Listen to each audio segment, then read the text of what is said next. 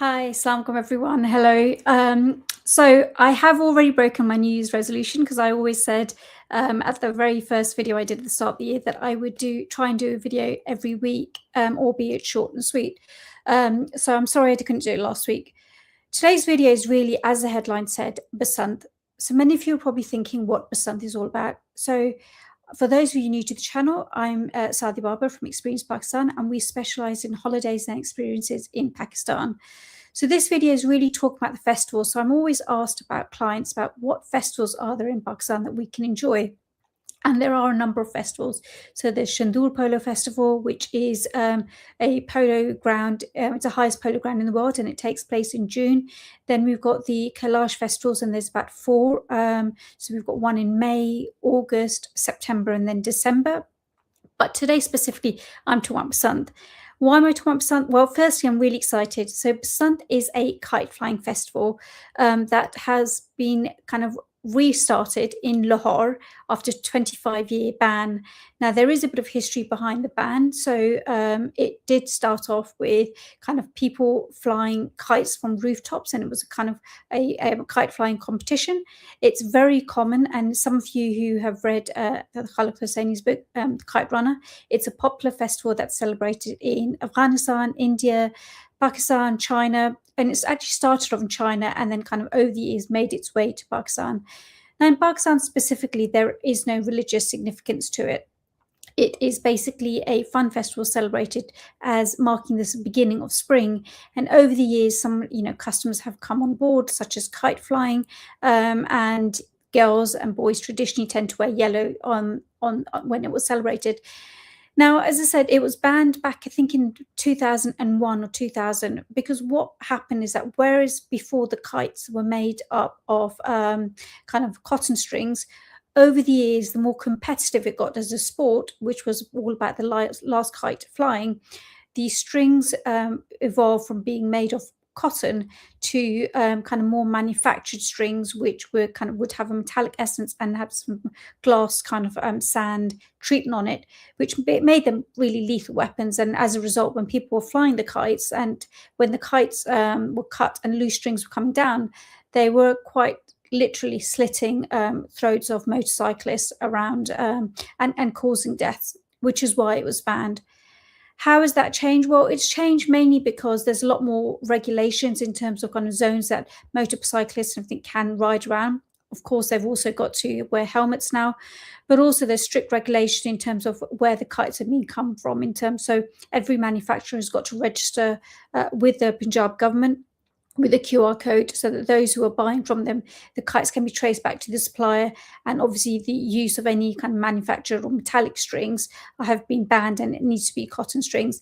But for those of you who don't know me, I've been experimenting a lot with AI. Obviously, I'm a solopreneur, so sometimes creating content can become quite restrictive, and in terms of kind of the variety of content that I can find.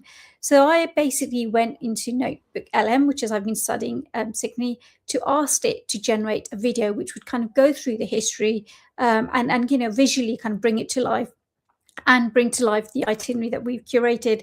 So I'm going to leave the screen and put this video on, and you will immediately notice, obviously, it's not my voice, but I just think it's kind of a fun visual storytelling way to bring Basant to life. And then I'll jump back on once the video is done. But ultimately, the purpose of this video is really to tell you about Basant, educate you about it.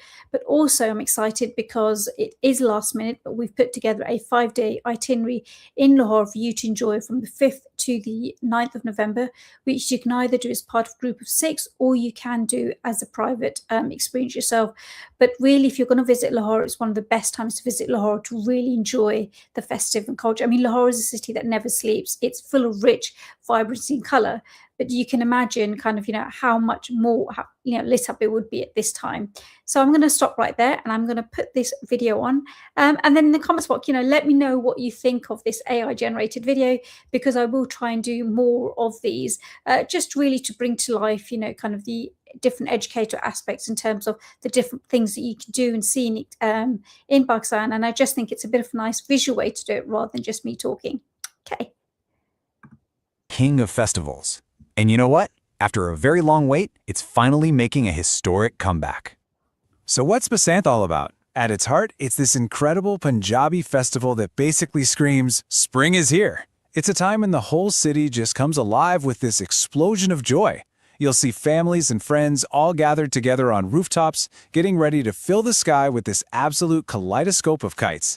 And if you're there, you're going to hear one sound echoing from, well, everywhere. This triumphant, happy shout, Baling Kata.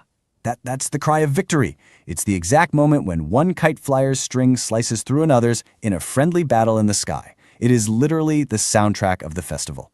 But this tradition, it's woven so much deeper into the city's identity than just a simple game. So let's dive in and really explore the rich history that gives Basant its soul. Welcome to Lahore's Sky of Color. You see, for centuries, kite flying has been a massive part of Punjab's culture. It was a pastime loved by absolutely everyone, from royals in their magnificent forts to everyday people on their own rooftops. It's a real unifier, a tradition that connects generations.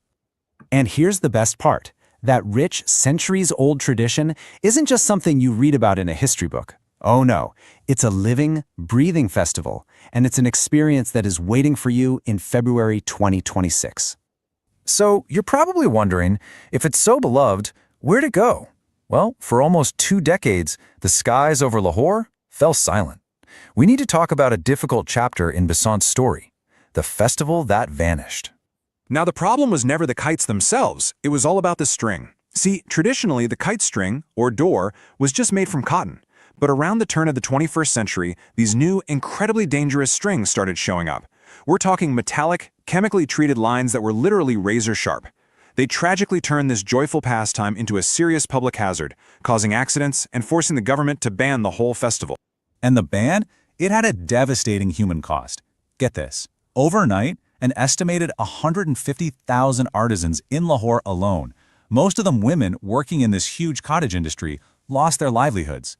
The ban didn't just empty the skies, it took away a primary source of income from countless families and left a real hole in the city's cultural heart. But that was then.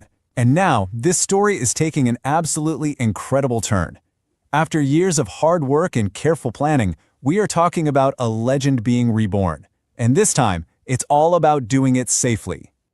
That's right, after nearly 2 decades, the long wait is finally over. The government of Punjab has officially brought Basant back, but this time with an ironclad promise to keep everyone safe. The colors are, at long last, returning to the skies of Lahore. So how are they going to make sure it's safe? Well, the plan is rock solid. First up, every single kite and string is going to be registered with a QR code so it's fully traceable. Second, there is a zero-tolerance policy on any of those dangerous banned strings with really serious penalties. Third, the city will have designated safety zones for the celebrations. And finally, authorities will be using 24/7 drone monitoring to enforce all the rules. So this isn't just a comeback, it's a responsible, smart reinvention. Okay, so, with the festival back and safer than ever, what does all this mean for you? Well, this is your chance to be a part of history. Let's talk about your Basant adventure. Experience Pakistan has designed this amazing 5-day cultural deep dive. You're going to visit the stunning Mughal-era Shalimar Gardens, you'll witness the absolutely electrifying Wagah border ceremony, and you'll explore historic sites like the Lahore Fort. And then, for the main event, you'll be flying kites from the rooftop of a traditional Haveli, that's a historic mansion, right in the heart of the old city. You'll be completely immersed in the festival. And the best part is, everything's taken care of. Your trip includes breakfast every day, all your entrance fees to these incredible historical sites, your own private English-speaking guide to bring all the stories to life, and comfortable private transport to get you exactly where you need to be. This is truly a unique opportunity to be part of a historic cultural revival. So how do you make it happen? It's really simple. Book your Lahore experience. This entire 5-day cultural immersion, this unforgettable journey into the heart of Lahore's most celebrated festival is priced at just £1,120 per person. To be part of this incredible, historic moment, and honestly, to create memories that are going to last a lifetime, all you need to do is contact Sadia Baber at Experience Pakistan. The email is right there on your screen, sadia@experiencepakistan.co.uk. As you can probably guess, spots for this are going to be limited. So the only real question left is, will you be on a rooftop in Lahore when that sky finally comes alive again? Okay, so let me know in the comments box what you thought of that video. As I said, it's the first time I've used Notebook LM to generate the video. Everything was really in the video in terms of the tour. Now, the only thing is, obviously, the price is different. So the video quotes the price have been £1,120. And the reason being is that because one of the hotels we had booked tentatively for this experience, unfortunately, are fully booked now. And so last minute, basically said that they had no spaces. So we've had to look at an alternative hotel.